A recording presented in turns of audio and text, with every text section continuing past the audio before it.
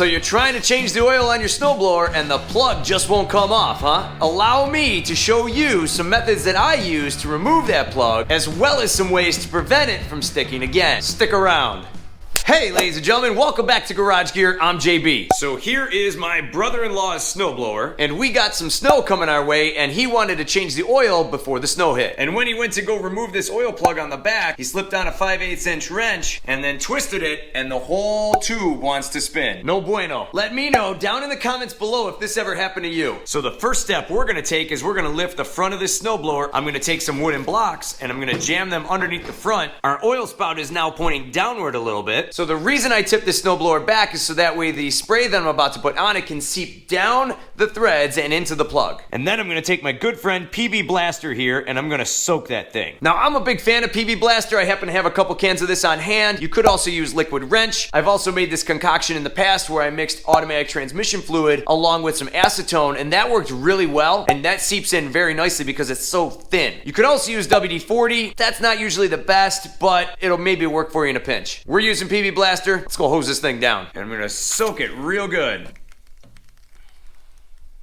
We're gonna even our odds with this thing. Now while that PB Blaster is soaking in, what I'm gonna do is I'm gonna give it a few love taps here with this 3-pound hammer. I'm not gonna hit it super hard. I don't wanna bend the pipe, but I do gotta create a little bit of vibration in there to kind of loosen up some of the corrosion. Let's hit it. That should do. So we sprayed it, we tapped it, and I'm gonna go eat some lunch, and we'll let that sit for about an hour, and we'll come back and check on it. I like our chances. So now it's been about an hour, and what I have next is a pair of vice grips. I'm gonna use this to clamp onto the tube that the oil plug is stuck on. Normally on these tubes, there's a little flat section up on the top and on the bottom for your vice grips to grab onto. On this one, there's nothing. And you wanna keep it away from the threads that hold this plug on, so that way you don't destroy those. And as you can see here, I don't got much of this pipe to grab onto, so I'm gonna stick this right about here, and we'll see what we can do.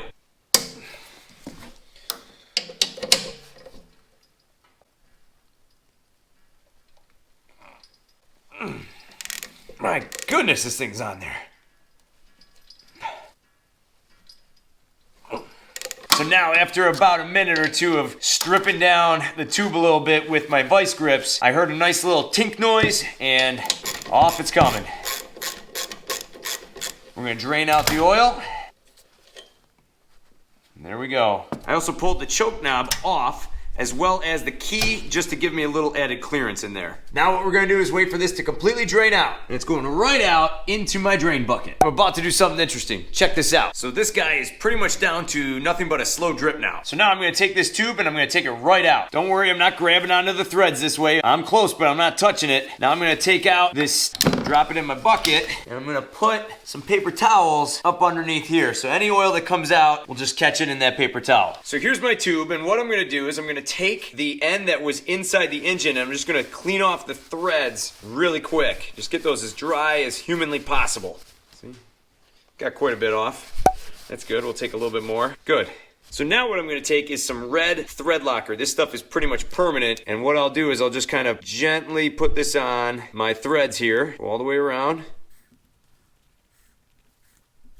And that should do. And we're gonna thread it right back in. I'm gonna work it back in with my vice grips. Don't worry, I'm not grabbing onto the thread. And then from here, I'm gonna give it a few more twists up. Just gonna mar it up some more.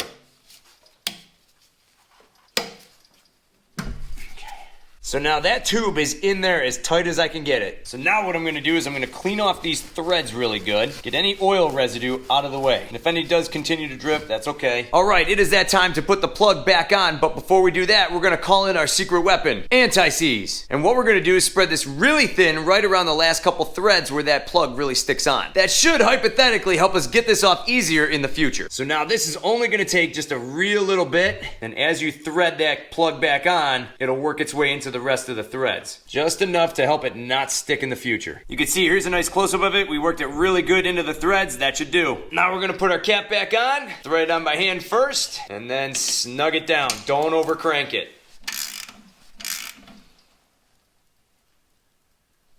And that'll do. Now we're gonna pull the snowblower back, then we're gonna fill it right back on up with oil.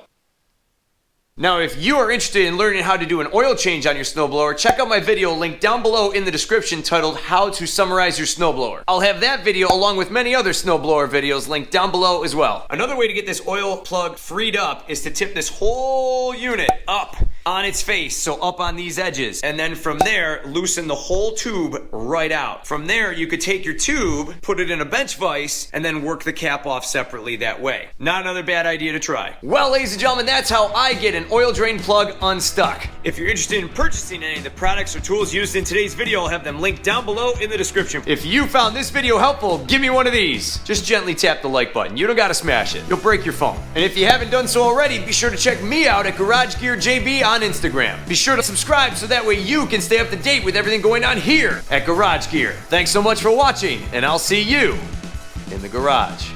Man, I can't believe I gotta push this all the way back to his house for him. Unbelievable.